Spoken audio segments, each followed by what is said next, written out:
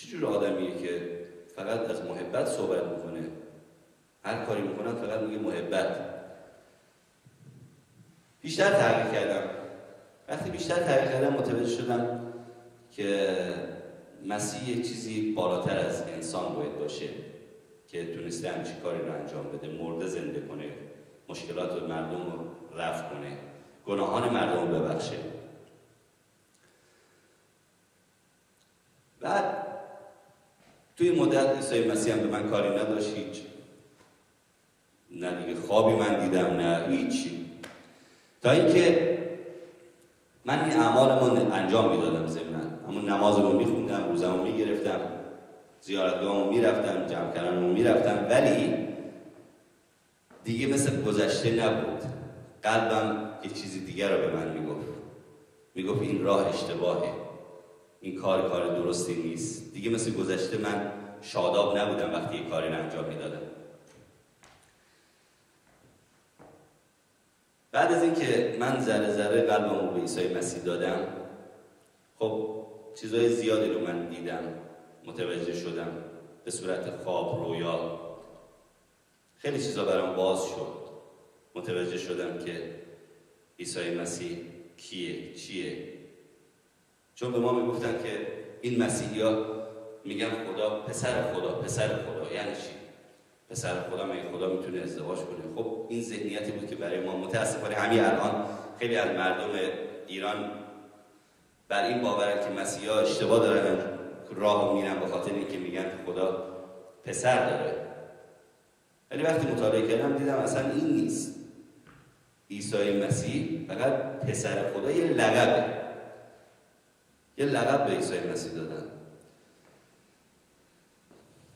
من قلبم ذره ذره به عیسی مسیح دادم، ولی خب حدود 2 سال طول کشید تا من تونستم عیسی مسیح رو قبول کنم. دیگه به کلیسا میرفتم. 1000 کیلومتر از شهر من، از مشهد تا تهران راهه. به 1000 بدبختی ماه یه بار من میرفتم کلیسا. خیلی برام زیبا بود، خیلی برام جالب بود که تا حالا ما فقط با گریه و زاری پرستش میکنیم خدا رو، ولی اینجا با شادی پرستش میکنیم. و ضمناً باز نگفته نمونه، من فقط به این اکتفا نکردم که حالا فقط انجیل رو بخونم. من وقتی اینو خوندم، تورات هم خوندم که ببینم تورات چی بوده در مورد عیسی مسیح. وقتی اینو خوندم دیدم انبیاهای گذشته همه اینو گفتن، نوشتن که عیسی مسیح میاد، حتی لحظه تولدش چجوری به دنیا میاد، همه اینا رو گفتن. میگن که خدا اشعیای نبی میگه بلدی برای ما زایده خواهد شد و نام امانوئیل. امانوئیل یعنی خدا با ما، یعنی خدا میاد که ما رو ببره، نجات بده. خدا میاد قربانی ما میشه، قربانی گناهی که آدم انجام داد. من به عیسی مسیح ایمان آوردم، قلبمو به عیسی مسیح دادم. خب تماس داشتم با شبکه نجات، هم تماس داشتم. اونجا برادر رضا صفا بود و خواهر هما بودن که خیلی به من لطف میکرد خواهر هما، و من هر سالی داشتم تماس میگرفتم ازشون، مشورت میکردم، میپرسیدم. به هر حال وقتی یک کسی نو ایمانه خب خیلی سوالات براش پیش میاد، برام باز میکردم. خدا رو شکر عیسی مسیح رو به قلبم راه دادم. یعنی تا وقتی واقعا من به عیسی مسیح اجازه ورود ندادم وارد نشد به قلب من، ولی وقتی که خودم اجازه دادم عیسی مسیح وارد قلبم شد. خدا رو شکر میکنم که خداوند، من گم شده بودم و منو پیدا کرد، به من لطف کرد و منو نجات داد.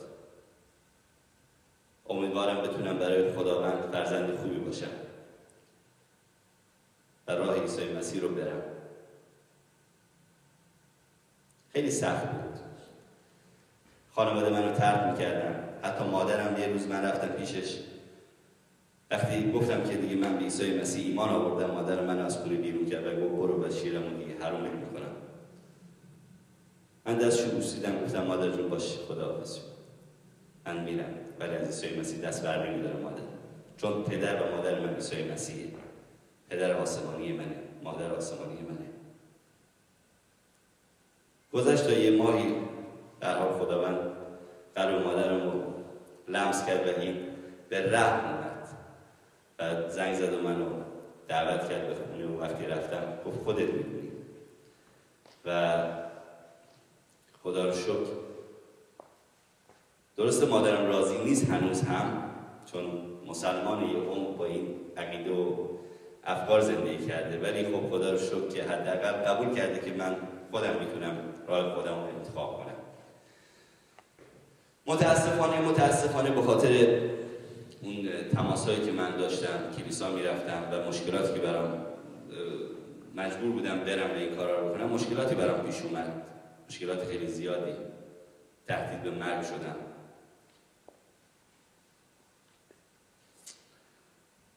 وقتی تهدید به مرگ شدم و برام واقعا سخت بود این مسئله که خدایا مگه چیه؟ مگه فقط من دارم تو رو میپرستم، چرا من باید تهدید بشم؟ چرا من اجازه ندارم خودم انتخاب کنم؟ حق انتخاب نباید داشته باشم. جونم در خطر بود واقعا. زندگی نسبتا خوبی در ایران داشتم، خانواده، فامیل، دوست، کار، شغل، همه چیز من خوب بود، ولی نمیتونستم از عیسی مسیح دست بردارم، چون راهی رو رفته بودم راه برگشت نبود، راه حقیقت بود، راه نجات بود. چجوری میتونستم کورکورانه دوباره برگردم؟ دست به دامان عیسی مسیح شدم و گفتم خداوند منو نجات بده، اگر میدونی واقعا برای من خطر هست لطف کن و منو نجات بده. و خداوند لطف کرد و منو نجات داد. خیلی زود به من کمک کرد و من خارج شدم از کشور. درسته مشکلات دارم، الان هم مشکل هست، ولی چیزی رو که میخوام بگم اینه که عیسی مسیح خدا و خداوند منه. عیسی مسیح شبان منه، حافظ منه.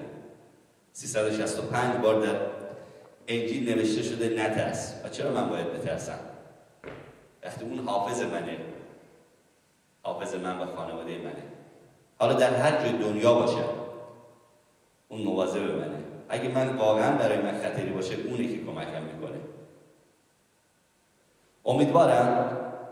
امیدوارم خداوند قلب تک تک آنهایی که حتی بر ضد عیسی مسیح بلند میشن لمس کنه، چون نمیفهمن. همینجور که عیسی مسیح بر بالای صلیب گفت خدایا اینها رو ببخش، اینها نمیفهمن چه کار میکنن.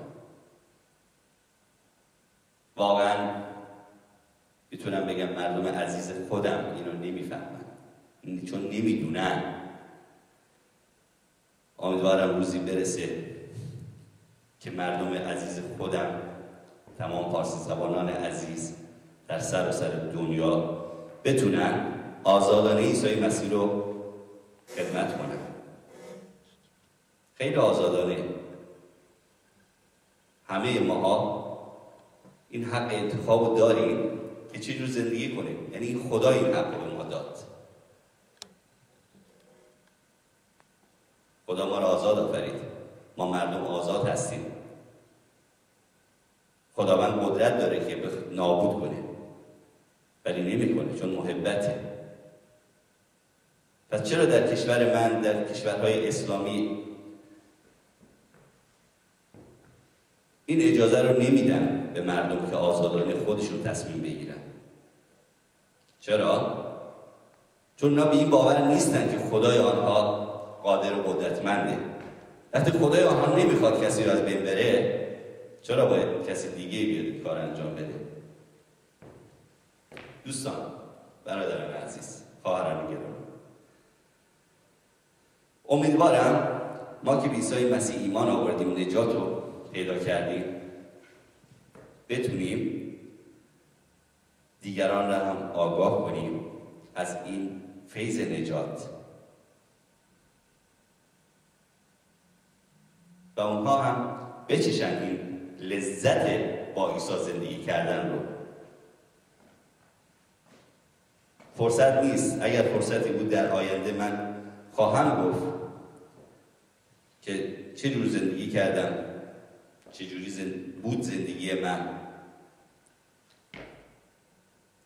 ولی عیسی مسیح خدا خدا و خداوندگار منه و من تا ابد با ایشون زندگی خواهم کرد. پس به گذشتم دیگه فکر نمی کنم، با آینده فکر می کنم، به اون روشنایی. من از تاریکی نجات پیدا کردم، من از ظلمت فرار کردم. امیدوارم روزی برسه که مردم عزیز من اینو بفهمن، درک کنن. به امید آن روز دعا میکنیم برای کشور عزیزمون ایران. خداوند، ای خدای پدر، ای خدای آسمانی، ای عیسی مسیح، تو نجات دهنده هستی. تو از اول بودی تا آخر خواهی بود. تو زنده هستی، تو